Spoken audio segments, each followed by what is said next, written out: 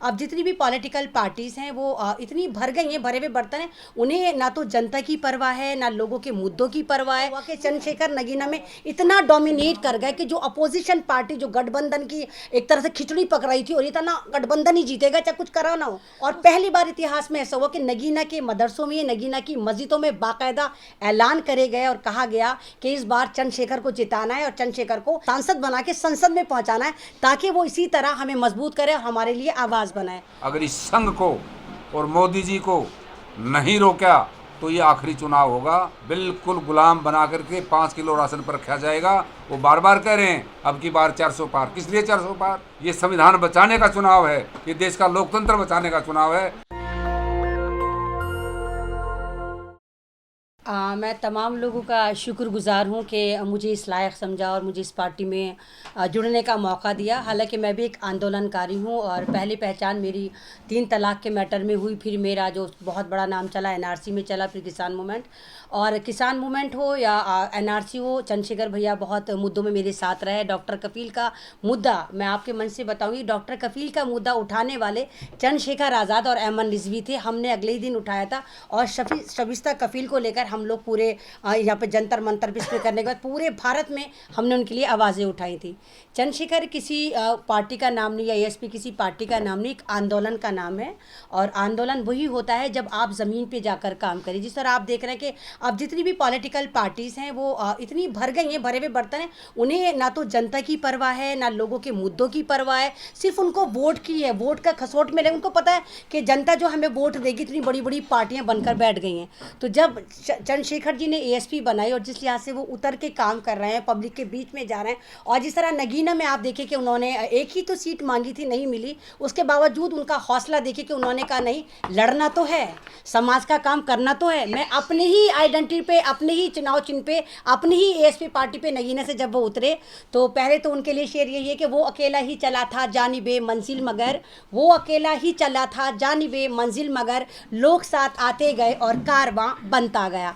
तो चंद्रशेखर के साथ बिल्कुल ऐसा ही हुआ कि आखिर में ऐसा हुआ कि चंद्रशेखर नगीना में इतना डोमिनेट कर गए कि जो अपोजिशन पार्टी जो गठबंधन की एक तरह से खिचड़ी पक रही थी और ये था ना गठबंधन ही जीतेगा चाहे कुछ करा ना हो।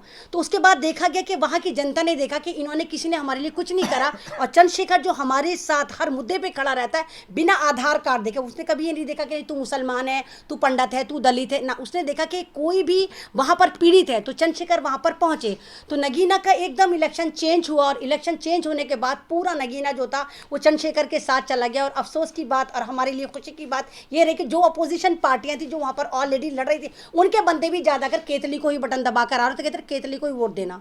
और पहली बार इतिहास में ऐसा हुआ कि नगीना के मदरसों में नगीना की मस्जिदों में बाकायदा ऐलान करे गए और कहा गया कि इस बार चंद्रशेखर को जिताना है और चंद्रशेखर को सांसद बना के संसद में पहुंचाना है ताकि वो इसी तरह हमें मजबूत करे और हमारे लिए आवाज़ बनाए। और आज मैंने एएसपी ज्वाइन करी। हालांकि मैं इनके गठबंधन इस संगठन के साथ भीम आर्मी के साथ हमेशा रही हूँ, चाहे वो कासगंज वाला मामला हो, चाहे वो दिल्ली कैंट वाला मामला हो, चाहे वो हाथरस वाला कांड हो। बहुत सारे ऐसे मामले याद भी नहीं रहते हैं कि हमने इतने मूवमेंट हमने कर लिए हैं, क्योंकि हम उनको याद करने के लिए नहीं करते, हम आगे बढ़ने के लिए करते हैं और सोचते हैं कि ऊपर वाले से यही कामना होती है कि ये वाला जो हादसा वो आगे ना हो।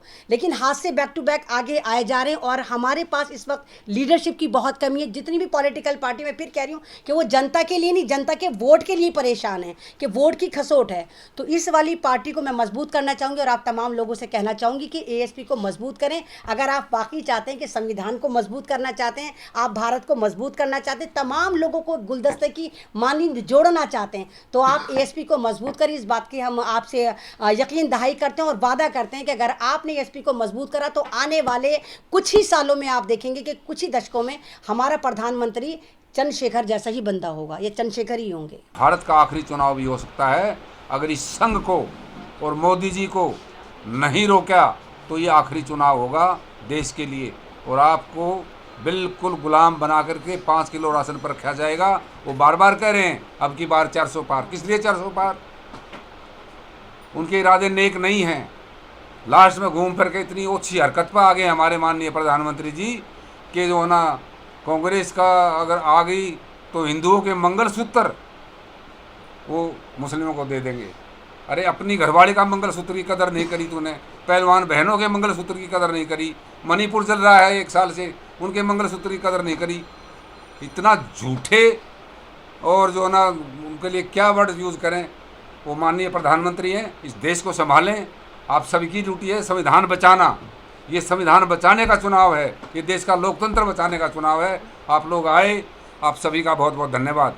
नेशनल दस्तक की आपसे गुजारिश है कि अगर इसको बचाना चाहते हैं तो नेशनल दस्तक को सब्सक्राइब करने के लिए रेड कलर के सब्सक्राइब बटन को दबाएं, फिर बेल आइकन की घंटी दबाएं। नेशनल दस्तक को बचाने के लिए बहुत जरूरी है कि हर खबर को शेयर करें, लाइक करें, कमेंट जरूर करें।